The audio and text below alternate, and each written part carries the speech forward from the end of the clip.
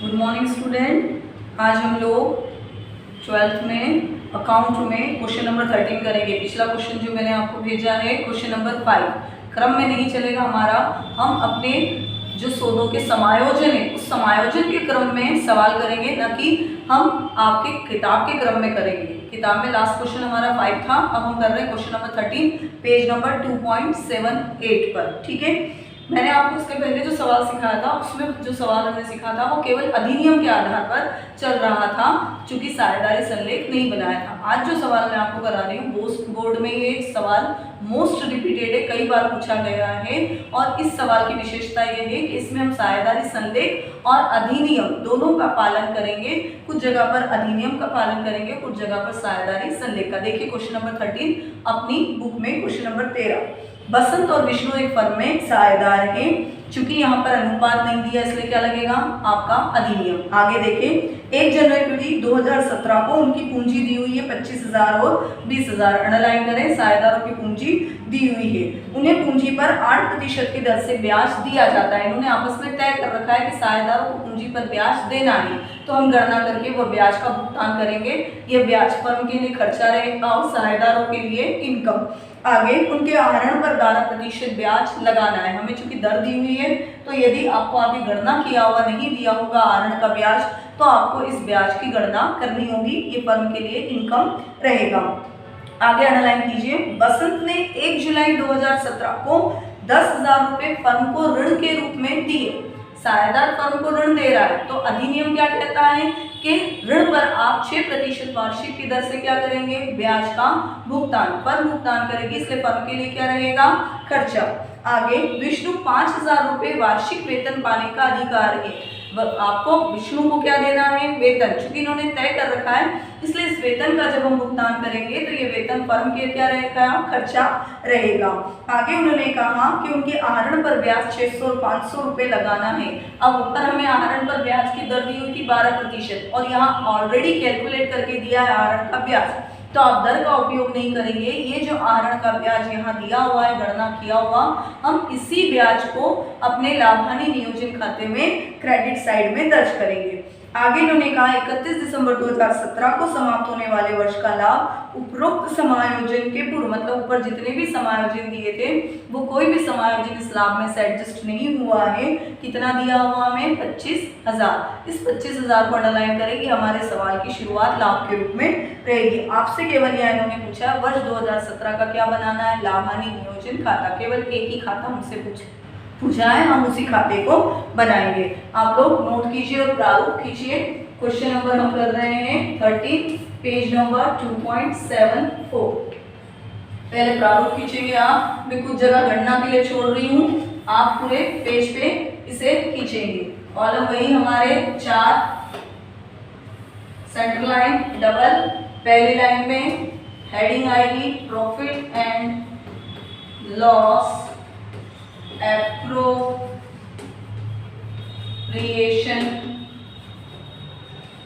Account of firm, bracket में for the year ending on 31 December 2017। और ये हमारी कौन सी साइड है, क्रेडिट, इसलिए सीआर लगाएंगे। ये हमारी डेबिट साइड। अब कॉलम 4 में कॉलम के नाम नहीं डाल रही हूँ। अब आप लोगों ने इतने सवाल बना लिया, आपको कॉलम के नाम याद होंगे। पर्टिकुलर अमाउंट आपको कॉलम के नाम नोट करना है। शुरुआत होगी बैलेंस से, बैलेंस किस रूप में दिया है हमें, लाभ के रूप में, बाय बैलेंस बीडी। आप चाहें तो ब्रैकेट में नोट कर लें।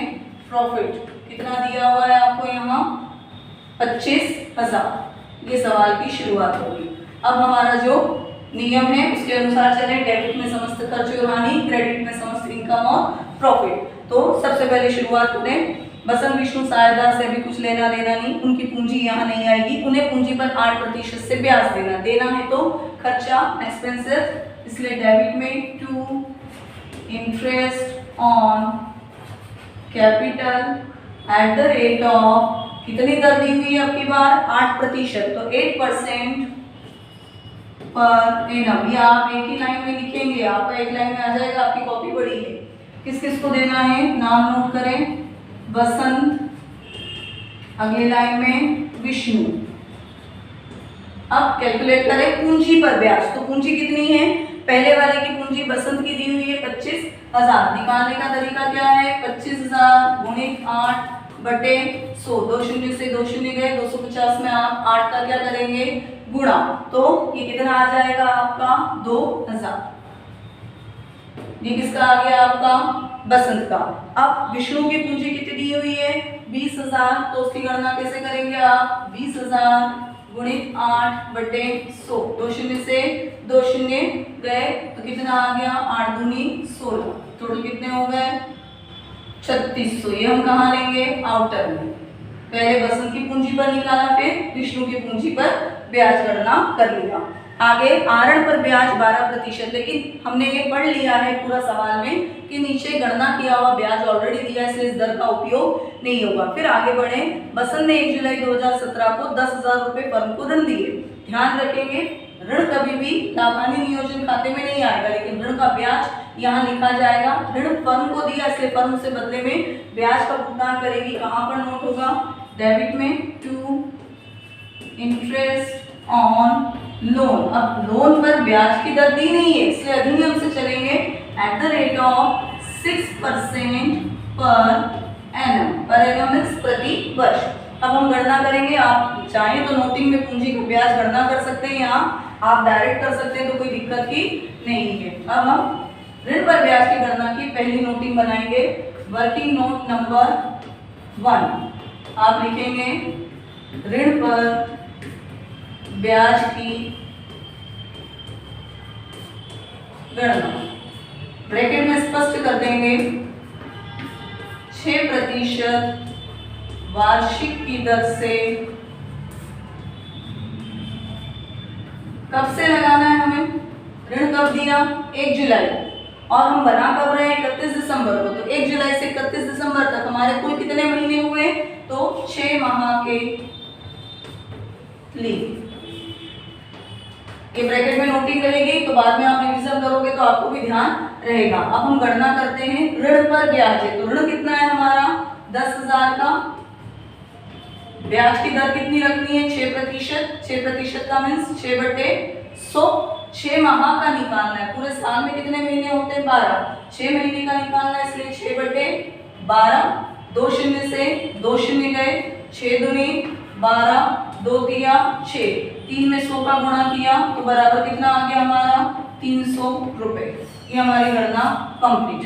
अब ये 300 रुपए हम कहाँ नोट करेंगे, यहाँ। ये भी कंप्लीट हो गया। आगे कह रहे हैं कि फर्म विष्णु को 5,000 रुपए प्रतिवर्ष क्या दे रही है, वेतन। तो फर्म के लिए क्या रहेगा, खर्चा to salary to Vishnu. Vishnu को इन्वर्टेड कोमा में लिख देना। चूंकि वार्षिक दी है इसलिए कोई गणना नहीं करनी, अगर मासिक होती तो आपको गणना करनी पड़ती। कितना दे रहे हैं, 5,000। ठीक, आपका सब हो गया। अब आप आगे डिफरेंस निकालेंगे। क्रेडिट साइड में देखें, क्रेडिट साइड में दिया उन्होंने आहरण पर ब्याज की गणना करनी है, तो बाय इंटरेस्ट ऑन ड्रॉइंग्स, ये ऑलरेडी कैलकुलेटेड दिया है। बसंत विष्णु कितना कितना दिया है आपको, 600 और 500, टोटल कितने हो गए, 1100। अब हमारा क्या काम है, टोटल और डिफरेंस। तो यहाँ पर कितना टोटल दिख रहा है, 8,900, और इधर कितना दिख रहा है, 26,100। 8,900 में से 26,100 को हम क्या कर देंगे, माइनस। तो टोटल लगाने का कॉलम खींच लें आप। मेरे पास थोड़ी सी जगह की सीमितता है, आप लोग व्यवस्थित इसको खींच लेंगे। लास्ट लाइन में ये टोटल लगाया, क्रेडिट साइड ही ज़्यादा है तो क्रेडिट के हिसाब से टोटल लगेगा 26,100, इधर भी 26,100। अब मैं आपको डिफरेंस निकाल के बता रही हूँ। ये गणना आप इस खाते के नीचे उतारेंगे।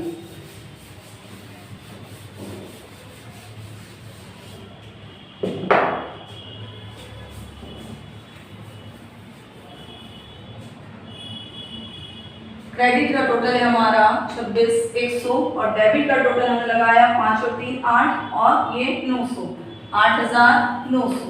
डिफरेंस निकालेंगे, 0 का 0, 0 का 0, 11 एक में से तो जाएगा नहीं, हासिल लिया, 11 में से 9 गया तो 2, इधर कितना बचा हमारा 5, इस इधर से एक हासिल लिया, कितना हो गया 15, 15 में से 8 गया तो 7 और एक जो बचा था वो नीचे कैरी कर लिया, कितना आ गया 17,200।